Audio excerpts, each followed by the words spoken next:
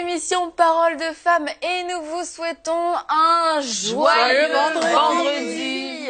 Et oui, c'est vendredi, on aime le vendredi. Alléluia. Pourquoi? Parce que on a écouté lundi, mardi, mercredi, jeudi de Parole de Femme et on a hâte au dernier épisode. On est un peu triste parce que il faut attendre lundi pour un prochain épisode, mais quand même, c'est une belle journée. Amen. Et nous vivons une révolution dans nos vies de prière depuis le début de la semaine. Et nous voulions terminer avec ce point parce que ça touche beaucoup de personnes. C'est comment être une femme de prière dans une vie occupée. On pense à Anne qui servait le Seigneur dans le jeûne et dans la prière dans le temple, mais parce qu'elle était veuve et qu'elle était vieille. Et on se dit, bah, elle avait que ça à faire, la dame, donc c'est pour ça qu'elle pouvait le faire. Et du coup, on se dit, bah, moi, ma vie est trop occupée, je ne peux pas être une femme de prière, je laisse ça à quelqu'un d'autre. Est-ce une vérité ou est-ce un mensonge, Nadine? C'est un mensonge. Bonne réponse. C'est un mensonge. Pourquoi? Parce qu'en fait, tu sais, j'avais lu un article il y a quelque temps sur ce que dans les réseaux sociaux, comment les réseaux sociaux prennent énormément de temps. Et si vous avez un téléphone intelligent, vous pouvez même aller sur votre, il y a une application, un smartphone, vous pouvez aller voir et vous allez voir que il y a des, par exemple sur Instagram, ça peut te dire combien de temps tu passes dessus et tu verras que tu as passé 2 heures dans une journée et pourtant tu t'es pas rendu compte. Et en fait, les réseaux sociaux ils sont montés d'une façon pour nous voler notre temps par de la pub et tout ça. Et il y a vraiment tout un système derrière qui calcule l'attention des gens et met un prix dessus. Et du coup, certaines personnes sur Internet vont être payées pour justement vendre des produits. Pourquoi? Parce que ils savent que notre attention vaut de l'argent. Et si nous prenons conscience que notre attention, il y a des compagnies de publicité qui font tout en œuvre pour capturer notre attention, pour capter notre attention, on va se rendre compte que ce à quoi je prête mon regard, ce à quoi je prête mon temps est important. Et alors, au lieu de prêter mon temps sur ces choses vaines, je dois les prêter sur les choses de Dieu. Et c'est vrai que le monde dans lequel on vit, on roule à 200 à l'heure et c'est très occupé. Et vraiment, on doit se faire violence pour vraiment pour laisser à la prière sa place. Parce qu'habituellement, quand notre horaire est très chargé, la première chose au Québec, on dit prend le bord, la première chose qu'on met à l'écart, c'est la prière.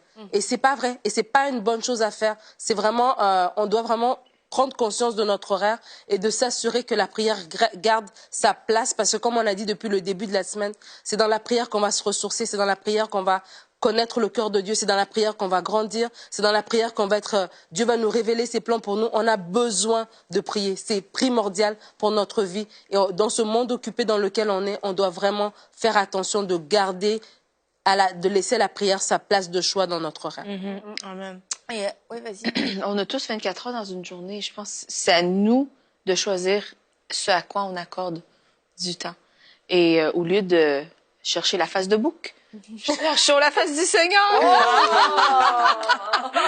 Non, mais je ne peux que seconder ce que ma sœur Nadine vient de dire parce que c'est incroyable comment les réseaux sociaux consument notre temps. Et après, on dit qu'on n'a pas le temps, mais c'est pas vrai. On a toujours le temps. Tout le monde a 24 heures dans sa journée et nous sommes garants du temps que Dieu nous donne. Et pour développer notre relation de prière avec lui, il faut juste peut-être remanier notre horaire du temps. Peut-être faut se lever avant tout le monde. Peut-être faut se coucher après tout le monde, tout dépendant comment on vit notre journée. Mais une chose est certaine, tout le monde a le même nombre de minutes dans une journée. C'est à nous de demander au Saint-Esprit, comment est-ce que tu veux que je réorganise ma vie pour te donner plus de temps, pour t'accorder ce temps? Mais c'est sûr que je pense qu'il y a vraiment juste un problème, on le dit souvent dans Parole de Femme, mais un problème de priorité. Et on est souvent très fataliste par rapport à notre temps. Non, j'ai pas le temps. J'ai pas le temps, mais sérieusement, pour de vrai, on a du temps pour faire des choses qui sont totalement inutiles. Et que ce soit 5 minutes, 15 minutes, je me dis, bah moi, j'ai pas 15 minutes. Non, j'ai pas 15 minutes pour faire ça. Mais je me dis, mais peut-être que dans la soirée, je vais avoir 15 minutes que je vais perdre bêtement en faisant n'importe quoi. Et je me dis, bah, autant que j'utilise ces 15 minutes que j'ai maintenant, même si je me dis, oui, mais bon, nan, pour faire ce qui est important, parce que je peux me les faire voler, en fait. Donc, c'est à nous de reprendre le contrôle sur notre temps, parce qu'on se fait voler notre temps, on se fait capturer notre attention, mais aussi notre temps. Et en fait, on doit reprendre le contrôle et arrêter d'accepter ce mensonge que nous n'avons pas le temps. Parce que si pour de vrai, c'est comme les gens qui passent leur temps à grignoter toute la journée. Ils se rendent pas compte, et c'est pour ça souvent on dit, bah si tu veux te remettre en forme et tout, bah note tout ce que tu as mangé dans la journée. Oh, mais non, Dieu, je mange normalement. Puis en fait, tu te rends compte que tu passes ta journée à manger un petit biscuit par là, un petit machin par-ci, un petit bonbon par là. Tu te dis, waouh, c'est moi, j'ai mangé tout ça, j'ai fait tout ça. Et en fait, si on notait toutes nos activités dans une journée et qu'on barrait ce qui n'était pas utile, on récupérait, c'est sûr, plusieurs minutes. Peut-être même plusieurs heures. Et c'est pour ça qu'on doit vraiment regagner, reconquérir notre temps, parce qu'il nous appartient et on doit l'utiliser pour porter du fruit pour le royaume. C'est vraiment une question de priorité, Annabelle. Et vraiment, il faut savoir justement mettre la priorité, chaque priorité à sa place. Et quelqu'un qui estime n'avoir pas le temps pour passer du temps avec Dieu, mais c'est quelqu'un qui a raté sa journée en fait. Parce que c'est ça la priorité numéro 1 qu'on devait avoir dans la journée.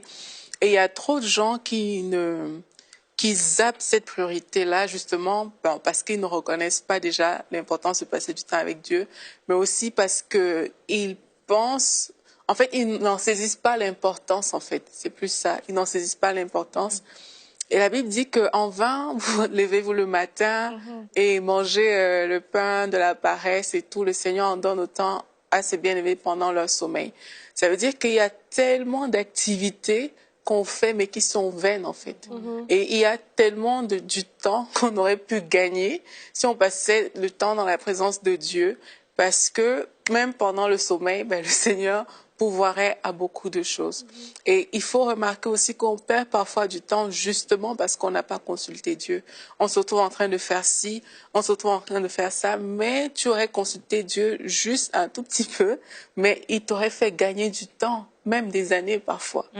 Et on se retrouve comme ça en train de perdre du temps. Donc c'est vraiment une question de priorité. C'est Dieu, priorité absolue. Il n'y a pas quelque chose qui doit passer avant. Dieu, priorité absolue, et les autres choses découlent. En fait, on doit aligner notre journée en fonction de Dieu, mais ce n'est pas Dieu qui doit s'aligner en fonction de notre journée. Et pour ça, c'est sûr qu'il y a des choses fixes dans la journée. Il y a le travail, on sait que pour certains, c'est de 8 à 16, etc. Il y a des choses comme ça fixes dans la journée, mais il n'y a rien qui peut passer au-dessus de Dieu dans une journée. Quand bien même l'emploi du temps serait le plus chargé possible, il n'y a rien qui doit passer au-dessus de Dieu. Et si on décide vraiment, en toute sincérité, de dire à Dieu, je ne veux pas que quelque chose passe au-dessus de toi dans ma journée, c'est sûr qu'on va trouver du temps.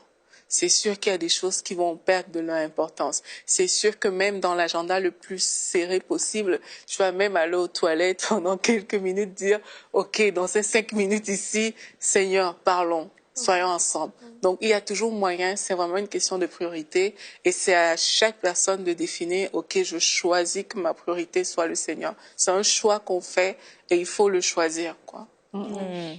Et maintenant, il y a nos téléphones qui peuvent nous accompagner partout. Tu parles des toilettes, mais pour de vrai, tu peux perdre du temps parce que tu as ton téléphone et tu restes plus longtemps aux toilettes sur ton téléphone et tu as perdu des précieuses minutes, mais aussi quelquefois tu perds du temps avec ton téléphone parce que tu avais décidé de passer un temps pour prier, pour méditer, mais tu lis ta Bible sur ton téléphone, tu reçois une notification, bon finalement tu réponds et puis blablabla, blibli, blablabla, et la communion tu l'as pas vécue avec Dieu, tu l'as vécue avec le monde entier sauf avec Dieu, et il faut savoir se mettre à part. Et la Bible nous dit d'aller dans ta chambre et de fermer la porte. Et on a vraiment besoin de se faire violence et d'aller dans notre chambre qui n'est pas forcément dans notre chambre, mais dans notre lieu secret, et de fermer la porte, mais fermer la porte naturelle, fermer la porte aussi de nos pensées, fermer la porte aux distractions, juste ce moment où on est seul à seul avec Dieu, et pas avec un enseignement, même pas forcément avec de la musique, mais quelquefois les gens se disent moi j'ai pas de place, mais tu peux aller dans ta voiture, même quand tu habites chez toi dans ta maison, s'il y a de l'agitation, tu peux descendre dans ta voiture et puis tu passes un moment enfermé dans ta voiture et tu pries, tu passes ce temps avec Dieu. À la pause du midi, t'es pas obligé. Tous les midis, tu peux même en profiter pour prendre un moment de jeûne et de prière, et tu peux aller t'isoler quelque part. Tu peux encore une fois aller dans ta voiture et tu peux aller passer du temps avec Dieu. C'est juste de vouloir, en fait, et d'être j'ai envie de dire de bonne foi pour dire il y a des solutions et je peux être cette femme de prière malgré ma vie occupée, et surtout avec une vie occupée. C'est les volants qui s'emparent du royaume.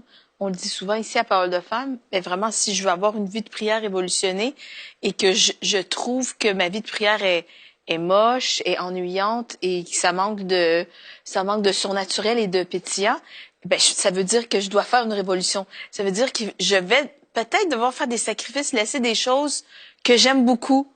Peut-être que j'écoute une télésérie qui me vole beaucoup de mon temps. Ça veut pas dire que c'est une mauvaise chose d'écouter la télévision, mais cette semaine, on a parlé de s'attacher aux choses d'en haut.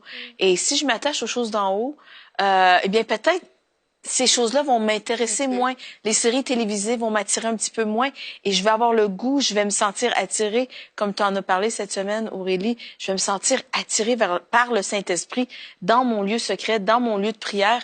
Et vraiment, on a tous du temps, mais c'est certain qu'il faut mourir à soi. Pour avoir une vie de prière révolutionnée, ça va demander une sorte de mort à soi, dans le sens où je vais délaisser des choses qui sont superflues. Et je peux tout à fait et absolument demander l'aide du Saint-Esprit pour m'aider à trier ces choses. Je peux dire, mais Seigneur, on a tous le même nombre de minutes allouées. Chaque être humain a le même nombre de minutes allouées à chaque jour. De quelle manière tu veux que je gère mon temps? Comment tu veux que je réorganise ma journée? Qu'est-ce que tu souhaiterais que j'enlève? Est-ce qu'il y a des choses qui te déplaisent? Peut-être je passe du temps à faire des commentaires sur Instagram, sur Facebook et tout ça, mais en fait, ça fait quoi dans la vie? Ça rajoute rien. Mais sauf que ta relation avec Dieu, ça change quelque chose. Et le fait que tu sois transformé, ça va transformer les gens autour de toi. Donc, c'est un investissement éternel. Exact. Il faut juste penser que tout ce qu'on fait, ça a un poids éternel de gloire. Donc, est-ce que je vais utiliser ce temps-là pour faire fructifier ma vie de prière ou faire fructifier ma vie dans la chair?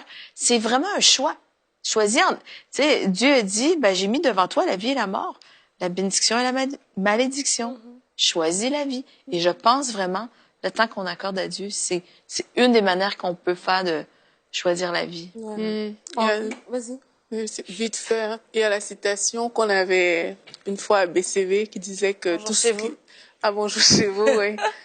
Tout ce qui n'est pas éternel est éternellement inutile. Moi, ça m'avait vraiment marqué. J'étais comme, waouh. Il y a des choses vraiment inutiles qu'on fait dans la vie. Tout simplement parce que, comme Mathilde disait, ça cadre pas juste avec l'éternité.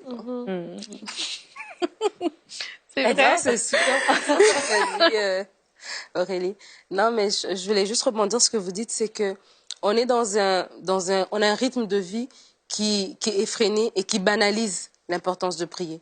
Et parce que on écoute des prédications sur Internet, parce qu'on va à l'église, on sert même à l'église, on peut se retrouver qu'on n'a pas vraiment besoin de prier, dans le sens où peut-être que tout va bien, on est dans une belle saison de la vie, et donc on met la prière en dernier lieu. Mais c'est vraiment important de se rendre compte que l'ennemi veut nous empêcher d'aller plus loin avec le Seigneur.